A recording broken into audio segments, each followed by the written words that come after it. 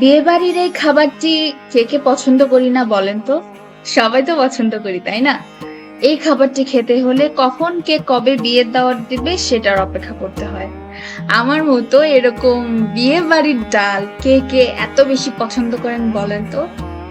তো বিয়ে বাড়ির ডাল রান্না করতে হলে কলিজাটাকে খুব স্পেশাল ভাবে কিভাবে রান্না করতে হবে এবং কলিজা কিভাবে পরিষ্কার করতে হবে সবকিছু কিন্তু এর আগের ভিডিওতে দেয়া আছে, দেখে নিবেন।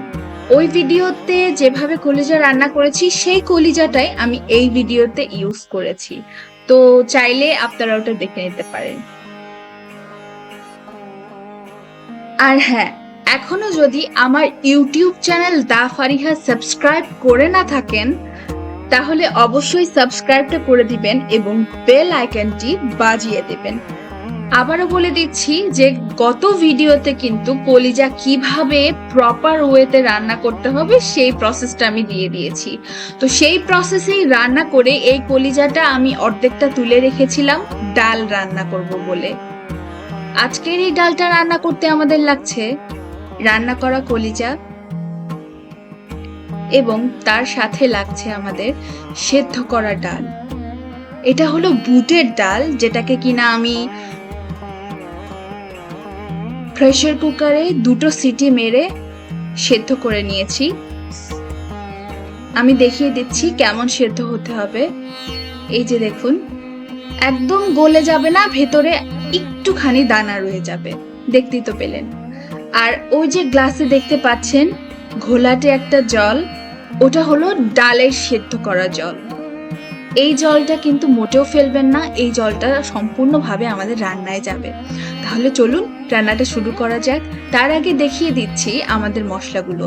এখানে আছে আদা এবং রসুন একসাথে বেটে নেওয়া 1 টেবিল চামচ মশলা। তার সাথে আছে মরিচের গুঁড়ো 1 চা চামচ, লবণ স্বাদ মতো, ধনিয়া গুঁড়ো 1 চা চামচ এবং হলুদ 1 চা চামচ।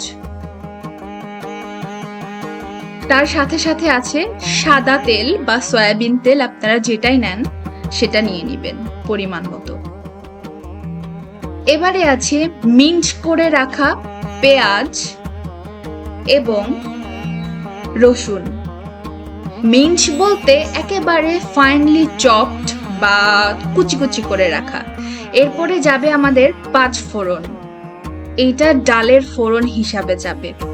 এবারে শুরু করছি রান্নাটা। প্রথমেই কড়াইয়ে আমি তেল দিয়ে নিচ্ছি। আমি আমার পরিমাণ মতোই তেল দিচ্ছি, আপনারা চাইলে এর চেয়ে বেশি বা কম দিতে পারেন। প্রথমে আমি যেটা দিব সেটা হলো আমাদের 5 ফোড়ন।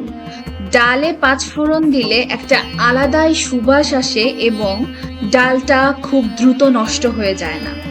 5 ফোড়ন ফুটে এলে তারপরে দিয়ে দিব মিন্ট করে রাখা অনিয়ন অথবা পেঁয়াজ এবং মিন্ট করে রাখা গার্লিক অথবা রসুন। এগুলোকে দিয়ে আমি খুব ভালো মতো করে ব্রাউন করে ভেজে নেব। আমি একটু জুম করে দেখিয়ে দিচ্ছি। এই যে দেখতে পাচ্ছেন, খুব খেয়াল রাখবেন যাতে কোনোভাবেই পেঁয়াজগুলো বা রসুনগুলো পুড়ে না যায়।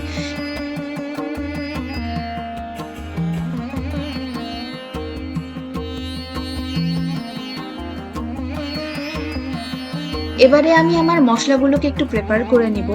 মশলাতে সেই ডালের পানি দিয়ে একটু লিকুইডিশ করে নিচ্ছি যাতে দেয়া মাত্রই পুড়ে না ধরে।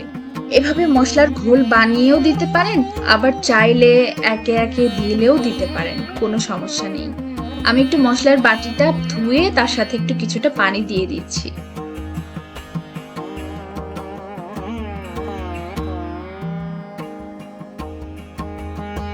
মশলাটাকে খুব ভালো করে কষিয়ে নেব যাতে আদা রসুনের উটকো একটা গন্ধ থাকে সেটা চলে যায়। সেটা চলে যাওয়ার পরে আমাদের আধা সিদ্ধ করে রাখা বুটের ডাল এটাতে দিয়ে দেব। দেখতেই তো পাচ্ছেন বুটের ডালে কোনো রকমের পানি নেই। এবারে এই মশলাটার সাথে আমাদের সেদ্ধ করা বুটের ডালটা খুব ভালো করে ভাজা ভাজা করে কষিয়ে নেব।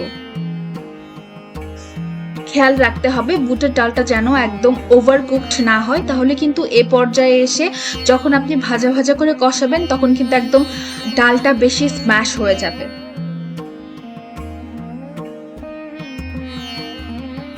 এই যে দেখুন, দেখতে পাচ্ছেন আমাদের টেক্সচারটা, আমাদের ঠিক এরকমই ডালের টেক্সচার দরকার।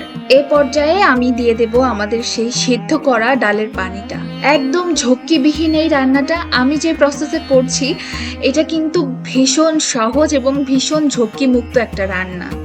পানি দেওয়ার পরে ডালটা একটু ফুটে এলে তাতে আমি দিয়ে দেব আমার রান্না করে রাখা কলিজাগুলো। এবার সবগুলো একসাথে মিক্স করে নেব। কলিজাও রান্না করা এবং ডালও রান্না করা এবং পানিও কিন্তু ফুটনো পানি দিয়েছি, ডালের পানি। তাই এটা হতে খুব একটা বেশি সময় লাগবে না, খুবই অল্প সময় লাগবে।